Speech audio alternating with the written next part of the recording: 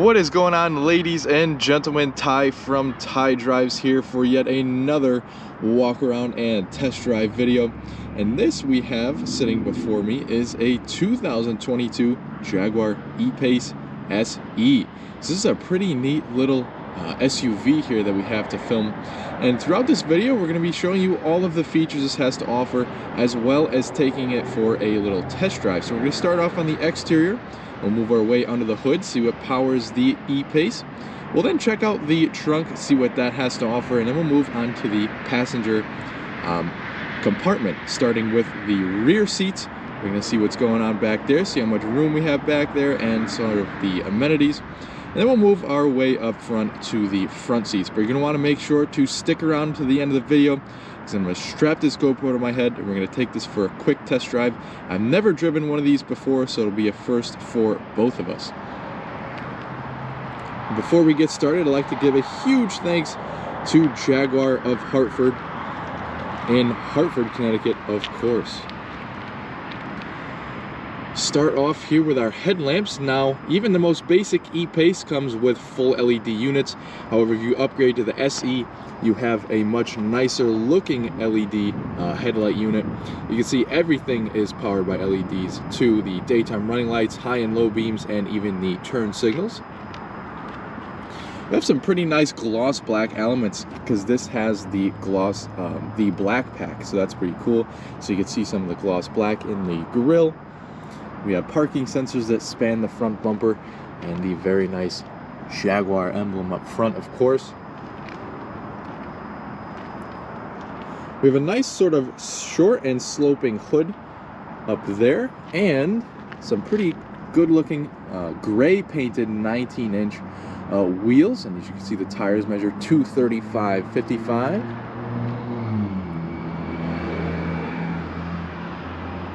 A little bit of more gloss black accenting.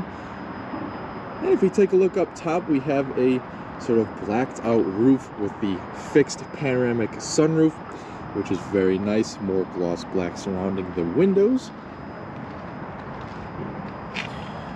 We have the mirrors with the blind spot warning, and they also fold in.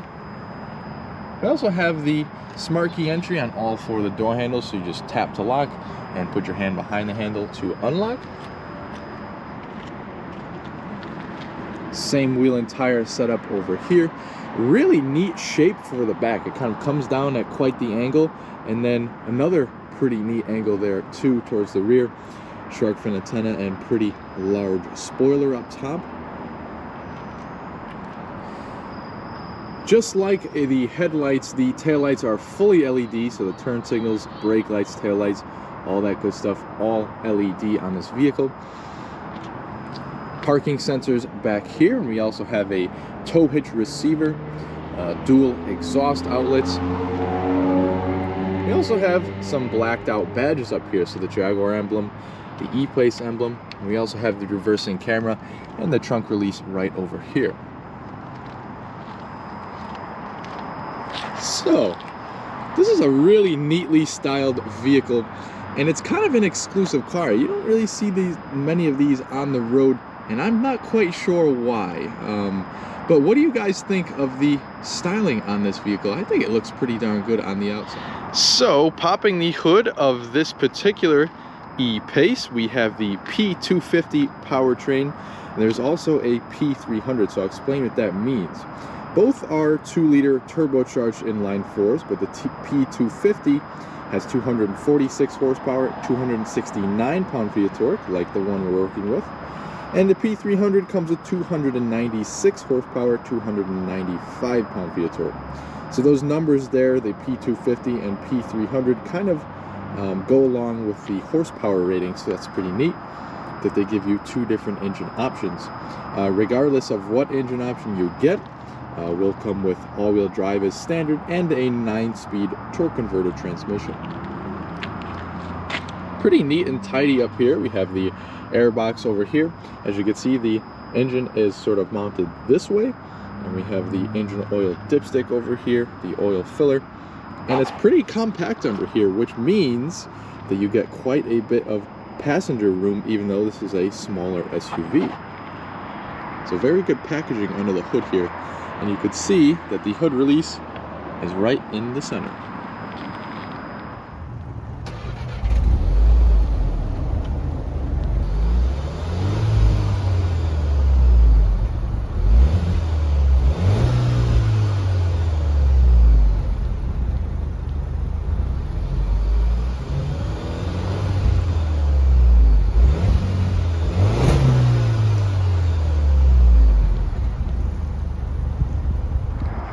So let's take a look at what the cargo space has to offer in the E-Pace. And once you have it open, for the size of this vehicle, it's got a pretty good amount of space. You can see that there's some extensions off to the side. We have some hangers here, also a 12-volt power outlet, and quite a few of accessories and things in this vehicle, like the rubber floor mats, rubber cargo trays, and various other things. We also have these pretty nice stainless steel load floors, some net pockets over here, and something to strap some things in. And as you can see, you can also fold the seats 40, 20, 40. If you lift up the cargo floor, you can see there is a spare tire back here, and you also have some removable privacy covers on the bottom and mounted to the door.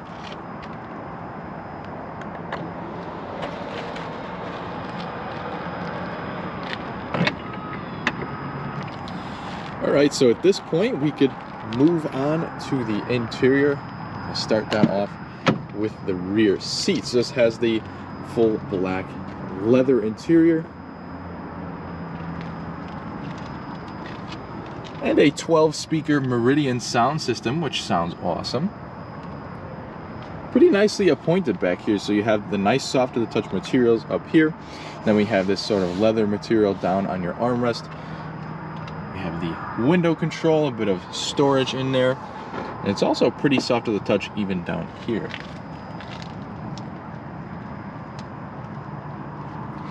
Now here are the seats. Now we can actually fold these headrests down to get some extra visibility out of the back, which is pretty nice. And you also have the ability to fold down the ski hatch, or the center portion, to gain access to the trunk. And we also have a center armrest with a couple of cup holders. So I've adjusted the driver's seat to a comfortable position for my 5'10" self, and climbing back here reveals a pretty good amount of space. So it's about 1 inch or 2 inches of legroom back here. Very small drivetrain hump, so if you had to fit someone in the center, they would be okay. We have lighting back here, and as you can see, the panoramic roof continues very nicely back here. We have some air vents as well as a 12-volt charger. And take a look at that beautiful interior.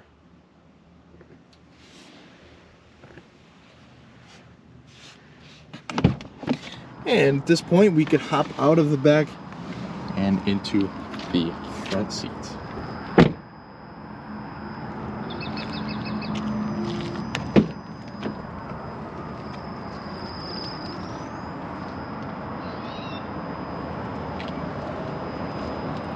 Pretty much same materials up here, but we have 3-person memory for the driver's seat.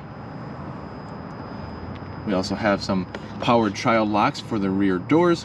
You can also fold in the rear view mirrors by just pressing those two simultaneously. We have a couple of different storage pockets over here, bottle holder, and some storage for some larger things. Very nice use of metalwork on the door as well. On the left of the dash, we have an air vent. We also have a gauge dimmer. A lot of vehicles are moving to a gauge dimmer within the infotainment screen, but this one has a physical one, which is good. We have a trunk release. Your hood release is right over here, and your pedals down there.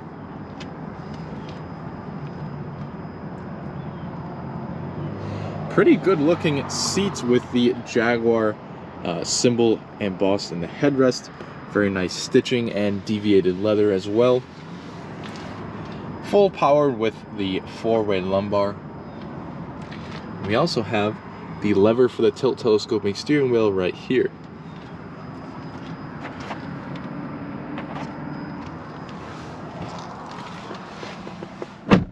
Now take a look at the car when all the vehicle's power is off.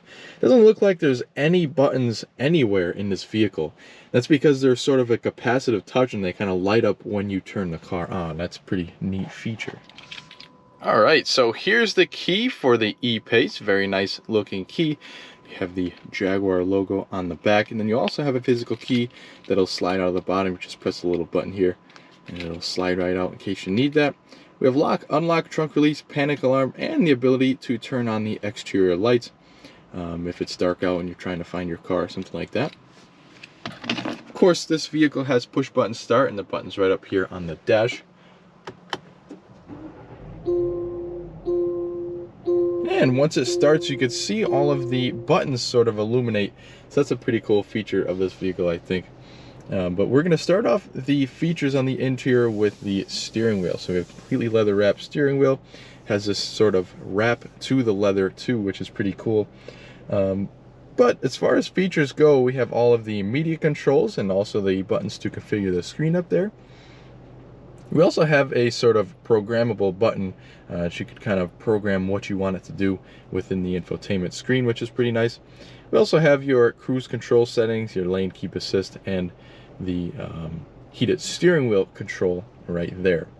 Very nice paddle shifters mounted to the wheel itself, all in metal. So that's pretty cool. I have a couple of stalks behind the steering wheel for the turn signals and all of your lighting. And also the other one for your front and rear wipers. Now there's a couple of different controls we can go through within the screen up here, and it does change slightly the appearance when you go through your different driving modes. But basically, to configure this screen, we kind of just press this button right over here where the roller is, press it in, and then over to get different vehicle menus. So you kind of just scroll through this quick just to show you what you can get. You can display your audio, different trim informations. You can also configure what is in the center so that you can see. That's pretty cool. Different vehicle warnings, the media, all that good stuff. And then there's also a button at the end of the steering wheel stalk that will kind of change sort of different trip settings down in the corner over there. So your distance to empty and things like that. We're going to leave it up on the driver's assistance menu for the test drive so we can see with the lane keeping assist how that works. But basically we just have our speedometer, tachometer, and the little coolant temperature and the gas gauge down below. Nice upper dash, very nice to the soft touch materials with some stitching. I really like the design of how the dash comes down and leads into this handle for the passenger, so that's pretty nice. A couple of air vents up top and the hazards button.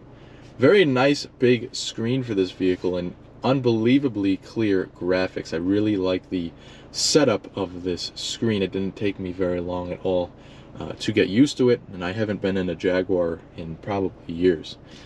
So let's see, we have the navigation. We can input where you want to go over here, an address, and look at that map. Very nice. We have a home screen down at the bottom. We have the phone connections. Once you connect your phone, all of your numbers will sync in and everything. We have our radio over here, so what's playing will be right in the center, or you can also choose to have your favorites or all of the radio stations up there, and then your sources drop down from over there. We can scroll over to our energy impact screen. So if we have the AC going, if we turn up the fan speed, as you can see, it gives you some more energy impact. So that's a pretty cool little thing there. It kind of rates you on your driving style, and this is really neat too. It gives you a couple of menus here to sort of improve your fuel efficiency and driving style. So that's a pretty neat element that they give you, and sort of a history of your driving. This isn't very accurate right now because this vehicle only has 10 miles on it, but you get the idea. That pretty much does it for the screen. You can also go through some of the settings, just quick settings over here. We can theme the screen right here, which is really nice. Configure your home layout. Adjust what sort of the 5 menus on your home. Adjustments for the audio, and then sort of all of your settings. I like how they call that all, because it really is sort of all your settings. So that pretty much does it for the screen. Very simple and beautiful setup to look at, and you also have some shortcuts over here. You can configure your own profile and whatnot to your own specific needs. Climate control down here has a couple of different quirks to it. It's pretty cool. So it's a dual zone climate control, and these knobs are sort of multi-function. So just as it is, it's sort of a temperature control. But if you press the knob in like so, that will adjust your different heated seat functions. If you pull it towards you, that will adjust your fan speed. So pretty neat solution to sort of free up some space in the climate control. We also have quick tap buttons right here to turn on your seat heating and whatnot in case you don't want to go through the knob. Then we have all of the rest of the climate controls, so the different zones where you want the air to blow, so that's pretty neat. We have some more controls over here. This car actually has a heated windshield, so that's very nice to have in the winter time, especially up here in the Northeast, and all of your different AC settings down below. We have a little storage tray over here with a wireless charging pad and another 12-volt power outlet. A couple of buttons down here for the sort of all-terrain or hill descent mode. You can turn the auto start stop and traction control off over there as well. As I said before, when we were checking out under the hood, we have a 9-speed automatic. Gear selector is pretty cool. We have an unlock lever right over here where my fingers are, and we just bring it straight down into drive. We'd also tilt it, sort of put it down again into a sort of sport mode for the transmission. We can also put it up into reverse. As you can see, your reversing camera activates and your parking sensors visual as well. Then we have the P here for park. We have a little drive mode selector over here, so we can see there's 4 different driving modes. And as you can see, the gauges do change color a little bit within the different modes.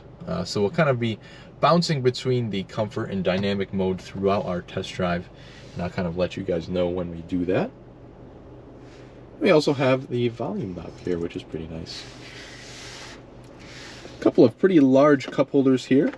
Usually European cars have little tiny cup holders, but this one has pretty large ones, so that's pretty nice. And you can also see that there is more storage underneath the cup holders there. And we also have a USB-C and a regular USB inlet. Passenger area is kind of isolated from the driver over here, which is a pretty neat feature. It kind of reminds me of the new Corvette, how that whole line comes down. We have this sort of separation here. Not as extreme as the Corvette, but it kind of reminds me of that car. Opening the glove box, we have a very good amount of space in here. It's all felt lined. We also have some spots to put coins and whatnot. It's also illuminated in there. Take a look up on our center stack. We have a sunglass console. We also have some SOS and emergency controls, some tap illumination, all LED of course, and also buttons for the panoramic roof. Now here we have sort of buttons for the sunshade. Opens nice and quick. The glass portion of the roof is fixed, so it does not open, but it does give you definitely a very airy feel when you open that sunshade, so that's pretty nice. We have an auto dimming mirror up here with 3 garage door home links, and it's all frameless, looks very nice. A couple other things worth mentioning are the sun visors. So once you open that up, you have some lights illuminated, and they'll also open to block light over there. But I think you get a pretty good idea of the features on this beautiful E-Pace. Let's see what it's like to drive it. Alright, so let's take this E-Pace for a little drive. Now, I have never driven one of these before. And I haven't driven a Jaguar in quite a while, so this will be a pretty unique experience for the both of us. So throughout this drive, we're going to take it around the block. So we're kind of in a city setting right now. We're in Hartford, Connecticut, so we can't really take this too far, but at least we'll get a good feel for it out on the road. You know, we'll get a little acceleration test. We'll try to put it around the corner if we can, just so we get a good feel for the vehicle, and I could sort of relay what I'm experiencing with the car.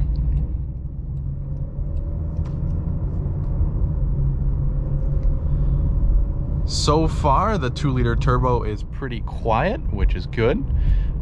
Decent visibility out of the back. It is one of those, you know, sort of sloping SUVs, so not a whole lot of visibility out the back, but it seems pretty good. You know, doable. Definitely like the feel of these paddle shifters. Really nice metal paddle shifters in your hand. Also very comfortable steering wheel to grip as well.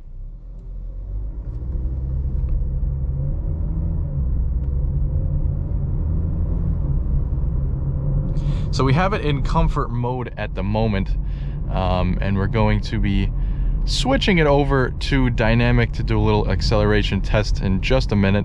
What I like to do is get the vehicle up to 25 miles an hour, and then, you know, put it and have it in its sportiest setting, so the dynamic, and we'll just mash the throttle and see how the transmission reacts. I think that's a very good test. We get to test out what kind of power we're working with and how the transmission reacts to throttle inputs.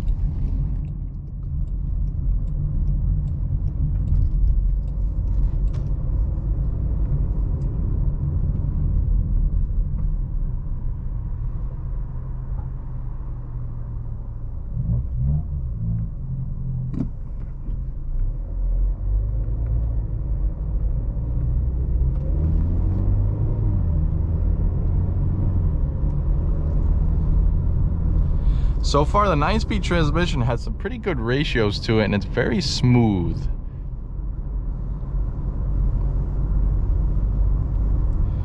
Now that we have it up to, you know, 45 miles an hour, you know, cruising around at this speed, the car is very quiet, and the suspension is also very comfortable as well. Actually very comfortable on the suspension side. You barely feel any of these potholes or anything. You know, the roads are just getting worse and worse each winter that we go through here. But it's nice to see that Jaguar has a nice, comfortable suspension for this vehicle. Alright, so at this point, we're going to put it into the dynamic mode.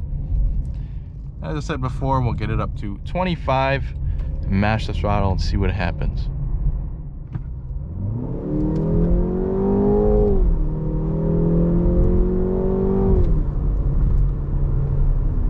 So yeah, this car does have a pretty good punch to it. So we're working with the 246 horsepower. And the transmission reacts fairly quick too. And it actually kind of surprised me with the engine noise. There's quite a bit of it. So that's pretty cool. It kind of lurched forward and just took right off. So no complaints there with acceleration. And you know, of course, if you need more power, they also make the E-Pace with the P300 motor, which has roughly 300 horsepower. So if this isn't enough for you, then the one with 300 horsepower should be plenty.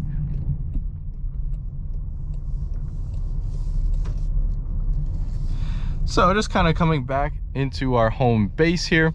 What do I think about this E-Pace to wrap it up? Now, I haven't had much time with this vehicle, and I wish I could have spent a little more time with it. But first impressions is it's a very beautiful vehicle, both on the outside and on the inside especially. Just take a look at the cabin. It's just very classy, yet modern in here. So it's got the looks, it's got the technology, definitely. And it also has a pretty good driving experience. Now, we really only drove it, you know, 2 miles. But in that 2 miles, you know, you can kind of figure out how the car reacts to certain throttle inputs and things like that. And to say the least, it did exceed my expectations. So very nice car here from Jaguar, and I hope you enjoyed it just as much as I have, and I also hope you stay with us here at Ty Drives for more videos just like this one.